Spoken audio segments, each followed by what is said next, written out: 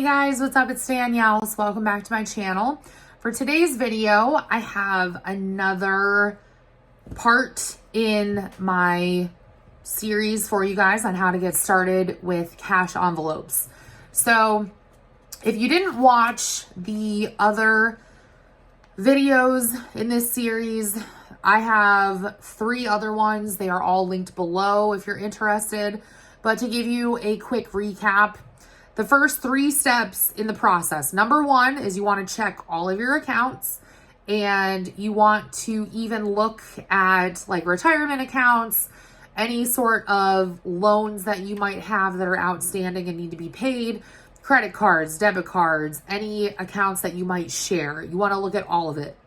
The second thing you want to do is track all of your spending at least for 2 to 3 months. If you can't do it for that long, do it for a month and see where you end up. The only caveat with that is that you might have to tweak it a little bit on the fly. But that's the good thing, is that as long as you're not in a super desperate situation, you can always, stop what you're doing and just kind of track your spending and a little bit longer. I mean, that's always an option. The next step is to write down your expenses and to take out the extra things. So when I say take out the extras, what I really mean is, like, do you really have to have takeout every single week? And there is a catch-22 when it comes to this, because you do not want to completely eradicate every extraneous expense. You want to give yourself a little bit of wiggle room. And I gave plenty of examples in the last video, but to give you another example just as a recap in this video, let's say you like to go out with your friends every week. Maybe try to look into seeing if you can push that back to every 2 or 3 weeks or once a month. Again, it's going to depend on your situation, what you're comfortable with, and it's also going to be predicated upon, your financial situation and where you want to be. But don't be so strict with yourself or your family that you end up completely throwing in the towel. All right.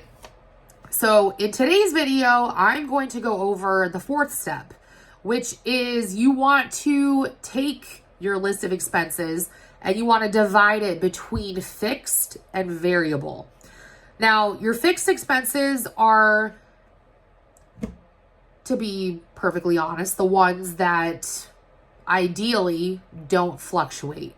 Now, everybody tends to split things up differently, because in my mind, utilities tend to be fixed, even though they are technically variable, because they are based upon 2 things. Number 1 is the usage. So how often or, how frequently you do or don't use them.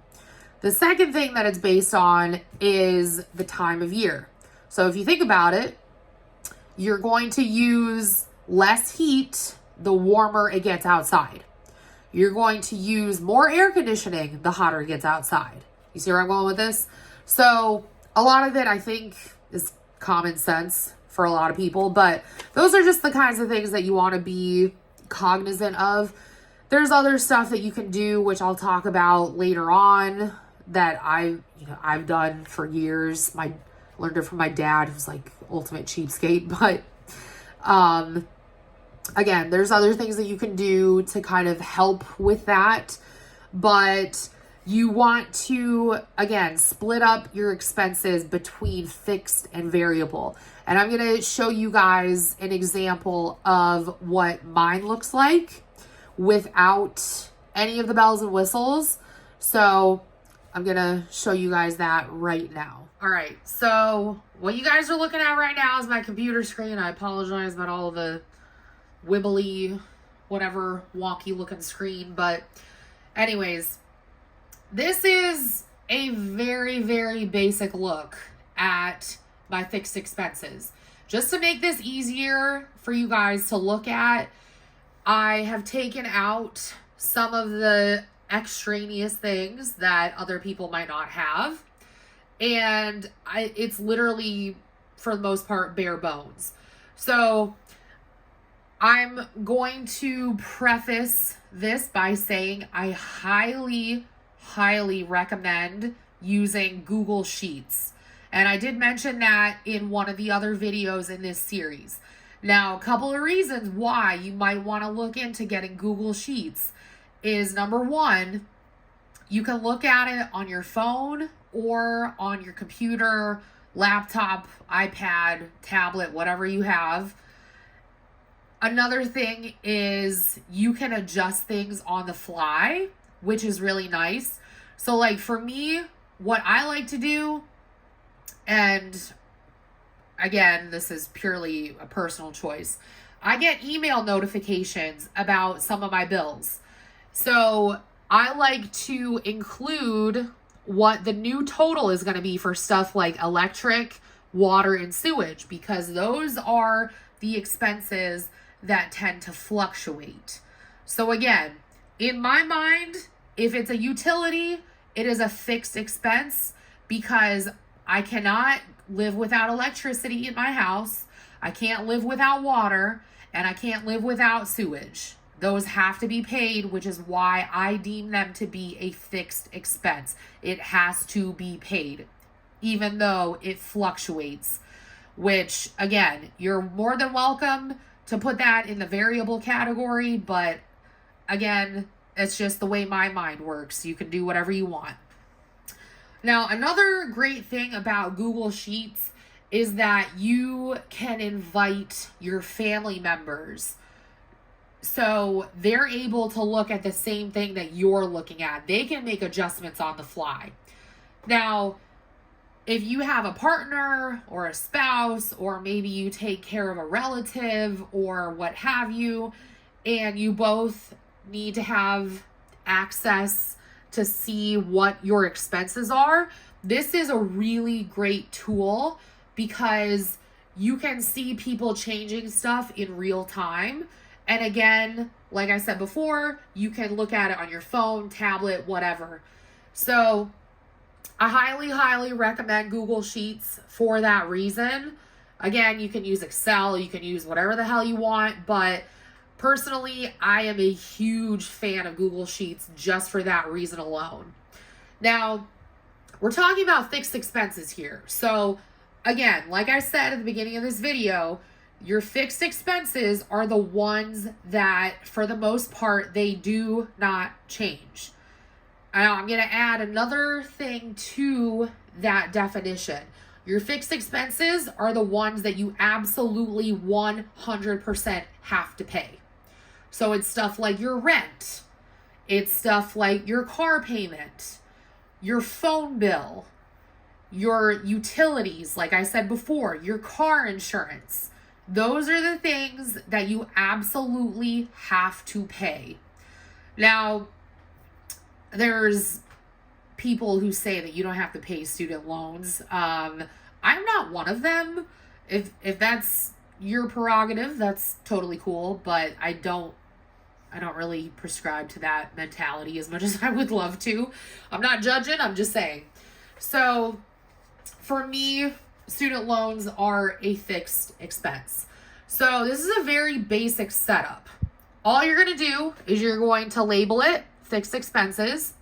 You're going to put a column for your due date. You're going to put what the expense actually is. So I have like mortgage, car payment, Nelnet, which is student loans, Verizon, which is like for my phone and internet.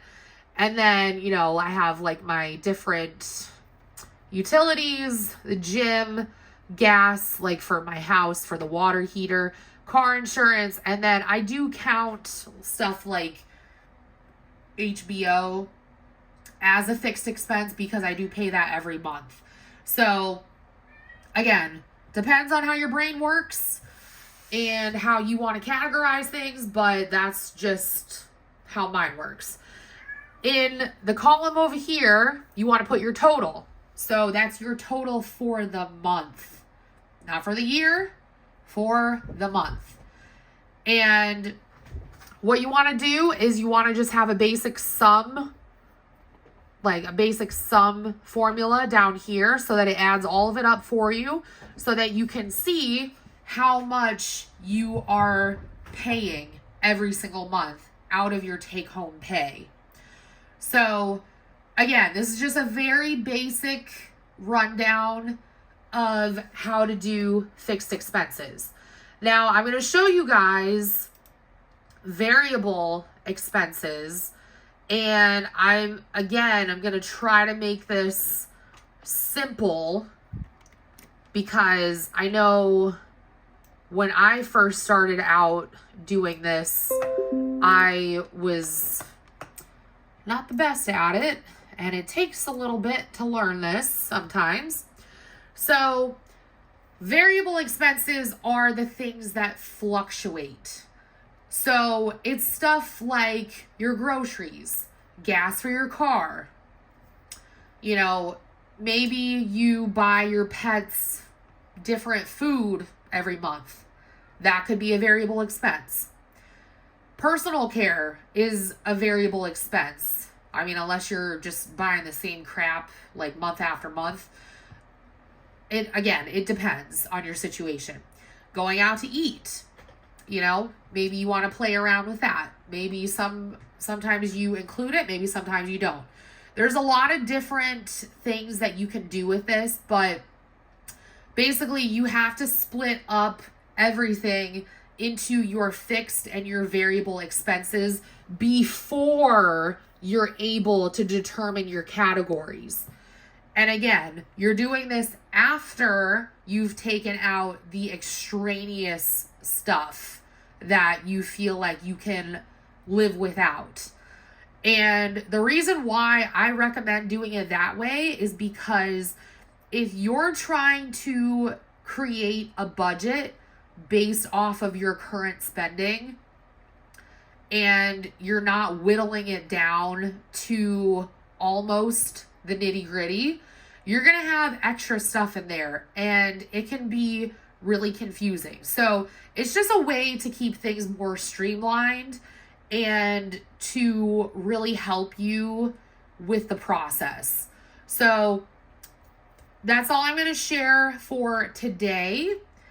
I will have another video up for you guys next week, but if you have any questions, just let me know in the comments below.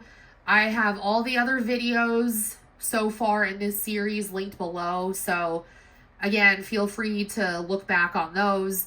But anyways, thank you guys so much for watching. I love you all, and I'll talk to you all in my next video. Bye, guys.